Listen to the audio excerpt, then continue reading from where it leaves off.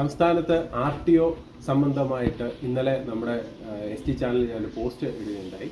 RTO സംബന്ധമായി നമ്മുടെ വാഹനങ്ങൾ കൈമാറ്റം ചെയ്യുന്നതിൽ വളരെയധികം ബുദ്ധിമുട്ടുകൾ പൊതുജനങ്ങൾക്ക് നേരിടുന്നതായി നമുക്ക് അറിയുവാനിടയായി. കാരണം എന്ന് പറഞ്ഞാൽ നമ്മൾ ഡെയിലി ഈ ആപ്ലിക്കേഷൻസ് ചെയ്യുമ്പോൾ മുമ്പുള്ളതിനേക്കാളും ഒരുപാട് കാലതാമസങ്ങൾ എടുക്കുന്നുണ്ട് ഈ RTOയിൽ നിന്നും ഈ ഫയലുകൾ അപ്രൂവ് ആകുവാൻ വേണ്ടി. തന്മൂലം ജനങ്ങൾ ഒരുപാട് ബുദ്ധിമുട്ടിലേക്ക് പോകുന്നു. അപ്പം അങ്ങനെ ഒരു സാഹചര്യത്തിലാണ് ഇന്ന് നമ്മൾ ഈ വീഡിയോ ചെയ്യുന്നത്. അപ്പോൾ പ്രത്യേകിച്ച് വാഹനങ്ങളുള്ളവരും വാഹനങ്ങൾ കൈമാറ്റം ചെയ്യുവാൻ ആഗ്രഹിക്കുന്ന ആളുകളും അതുപോലെ സെക്കൻഡ് ഹാൻഡ് വാഹനങ്ങൾ വാങ്ങിക്കുവാൻ ശ്രമിക്കുന്ന ആളുകളും നിർബന്ധമായി കണ്ടിരിക്കേണ്ട ഒരു വീഡിയോ ആണ് നമ്മൾ ഇന്ന് ചെയ്യുന്നത്. കാര്യം എന്ന് പറഞ്ഞാൽ രാജ്യം ആകമാനെ ഈ പറഞ്ഞ ആധാർ അനുഷ്ഠിത സംവിധാനത്തിലേക്ക് ഓൺലൈൻ പ്ലാറ്റ്ഫോമിലേക്ക് കേന്ദ്ര സർക്കാർ മാറ്റിയിരിക്കുകയാണ്. അപ്പോൾ നമ്മുടെ കേരളത്തിലും ഇതേ സംവിധാനം ഇപ്പോൾ 2 ആഴ്ചയായി പ്രാബല്യത്തിൽ വന്നിട്ട്.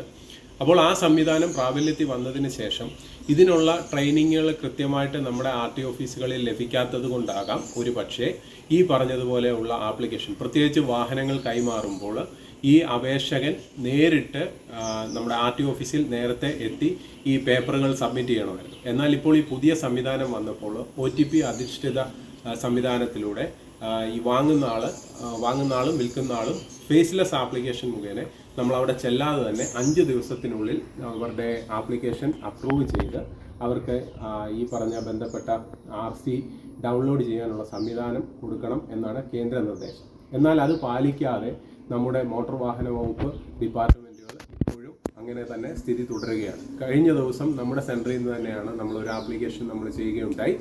അപ്പോൾ ആ ആപ്ലിക്കേഷൻ ഇപ്പോൾ നമ്മുടെ വേറൊരു ജില്ലയിലുള്ള ഒരാൾ വണ്ടി വാങ്ങിച്ച് അപ്പോൾ നമ്മൾ ഇപ്പോൾ ഈ സംവിധാനത്തിൽ വളരെയധികം താമസം എടുക്കുന്നുണ്ട് നമുക്കൊരു ആപ്ലിക്കേഷൻ ചെയ്യാൻ. നമുക്കറിയാം ഈ 2 ആഴ്ച മുമ്പുള്ള സംവിധാനത്തിൽ വളരെ എളുപ്പത്തിൽ നമ്മൾ ഈ പറഞ്ഞതുപോലെ അപേക്ഷ ചെയ്തിട്ട് ഈ അപേക്ഷ നമ്മൾ RTO ഓഫീസിൽ കൊടുത്തു കഴിഞ്ഞാൽ 2-3 ദിവസത്തിനുള്ളിൽ ഈ അപേക്ഷ അപ്രൂവ് ആകുമായിരുന്നു. തുടർന്ന് നമുക്ക് ഈ പറഞ്ഞ RC ബുക്ക് പെട്ടെന്ന് ഡൗൺലോഡ് ചെയ്ത് കൊടുക്കുവാൻ സാധിക്കുമായിരുന്നു.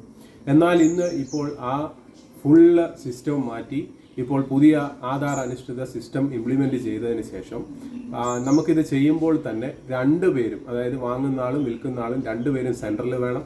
അതുപോലെ തന്നെ അവരുടെ 2 പേരുടെ ആധാറിൽ മൊബൈൽ നമ്പർ ലിങ്ക് ആയിരിക്കണം.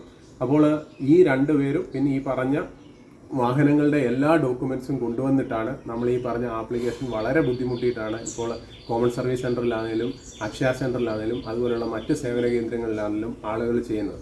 അപ്പോൾ അവർ കൃത്യമായിട്ട് ചെയ്തു വിടുന്ന ആപ്ലിക്കേഷനുകൾ ഇപ്പോൾ കേരളത്തിലെ ഒട്ടുമിക്ക എല്ലാ RTO ഓഫീസിലും ഈ അപേക്ഷകൾ കെട്ടിക്കിടക്കുകയാണ്.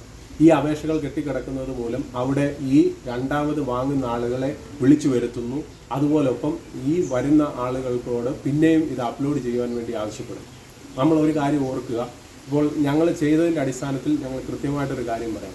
ഇപ്പോൾ ഈ ആധാർ അനുഷ്ഠിത OTP സംവിധാനം വന്നതിലൂടെ ഇവർ പറയുന്നത് അപ്പാടെ തെറ്റാണ് എന്നുള്ള ഒരു രീതിയിലേക്കാണ് ഇപ്പോൾ കാര്യങ്ങൾ വന്നിരിക്കുന്നത്. അതിന് ഏറ്റവും വലിയൊരു ഉദാഹരണം എന്ന് പറഞ്ഞു കഴിഞ്ഞാൽ ഇപ്പോൾ ആധാർ അനുഷ്ഠിത സംവിധാനത്തിൽ വാങ്ങുന്ന ആളുടെയും വിൽക്കുന്ന ആളുടെയും ഫോണിൽ OTP വരും. അപ്പോൾ ഫസ്റ്റ് ഈ പറഞ്ഞ വാങ്ങുന്ന ആളുടെ OTP വന്നു കഴിഞ്ഞാൽ ഈ നമുക്കറിയാം അപ്പോൾ തന്നെ സൈൻ ചെയ്ത് ഡോക്യുമെൻ്റ് അതിൽ സൈറ്റിൽ വരികയാണ്. അപ്പോൾ അത് പ്രിൻ്റ് ഔട്ട് എടുക്കും. അതുപോലെ തന്നെ വിൽക്കുന്ന ആളുടെയും ഇതേ സെയിം പ്രോസസ്സിൽ ഈ പറഞ്ഞതുപോലെ OTP സംവിധാനത്തിലൂടെ അവർക്ക് ഫോം ലഭിക്കും. ആ 2 ഫോമും ഇവർ ഓട്ടോമാറ്റിക്കായിട്ട് സൈൻ ചെയ്ത് RTO ഓഫീസിൽ ഓൺലൈൻ തന്നെ സബ്മിറ്റ് ആകുന്നു ഇപ്പോഴത്തെ പുതിയ സംവിധാനത്തിൽ. അതിനുശേഷം ഇത് സൈൻ ചെയ്തതിന് ശേഷം ഈ ഡോക്യുമെൻസുകളെല്ലാം അതിൽ അപ്ലോഡ് ചെയ്തതിന് ശേഷം മാത്രമാണ് ഈ അപേക്ഷ RTO ഓഫീസുകളിലേക്ക് പോകുന്നത്. പിന്നീട് RTO ഓഫീസിലേക്ക് പോകേണ്ട യാതൊരു കാര്യവും ഇല്ല എന്ന രീതിയിലാണ് പുതിയ സംവിധാനം വന്നിരിക്കുന്നത്. എന്നിരുന്നാലും ഈ RTO ഓഫീസുകളിൽ കൊടുത്തിരിക്കുന്ന ട്രെയിനിങ്ങിൻ്റെ കുറവ് കൊണ്ടായിരിക്കാം അവർ പിന്നെയും ഈ ആളുകളെ അവിടെ വിളിച്ചു വരുത്തി ഈ ആപ്ലിക്കേഷൻ ക്ലിയർ അല്ല, ഈ ആപ്ലിക്കേഷൻ രണ്ടാമത് അപ്ലോഡ് ചെയ്യണമെന്നും ഒക്കെ പറഞ്ഞ് അവരെ തിരിച്ചയക്കുന്ന ഒരു സംവിധാനമാണ് ഇപ്പോൾ നിലവിൽ നിൽക്കുന്നത്. ഇതിനെതിരെ കൃത്യമായിട്ട് പൊതുജനങ്ങൾ ഈ പറഞ്ഞതുപോലെ മന്ത്രിതലത്തിലും മറ്റും ഇത് എത്തിക്കുവാൻ വേണ്ടിയിട്ട് ഒന്നുകിൽ നിങ്ങൾ സ്വന്തമായിട്ട് വീഡിയോ ചെയ്തിടുക, അല്ലെന്നുണ്ടെങ്കിൽ ഇങ്ങനെയുള്ള വീഡിയോകൾ മാക്സിമം ഷെയർ ചെയ്ത് അധികാരത്തിലെത്തിക്കുക. കാരണം എന്ന് വെച്ചാൽ നിങ്ങൾക്കായിരിക്കും നാളെ ഇതുപോലൊരു പ്രശ്നങ്ങൾ ഉണ്ടാകുന്നത്. കാരണം വെച്ചാൽ ഈ സംവിധാനത്തിൽ ഒരുപാട് പോരായ്മകളുണ്ട്. ആ പോരായ്മകൾ എത്രയും പെട്ടെന്ന് ഗതാഗത മന്ത്രിയുടെ ശ്രദ്ധയിൽപ്പെടുത്തി ഇത് തിരുത്തി ഈ അപേക്ഷകളെല്ലാം എത്രയും പെട്ടെന്ന് തീർപ്പാക്കുന്നതിന് വേണ്ടിയുള്ള ഒരു നടപടി ഉണ്ടാകണം. അതിനു വേണ്ടിയിട്ടാണ് ഇന്ന് നമ്മളിങ്ങനെ ഒരു വീഡിയോ ചെയ്യുന്നത്. അല്ലെങ്കിൽ നാളെയും ഇതുപോലുള്ള പ്രശ്നങ്ങളുണ്ടാവും.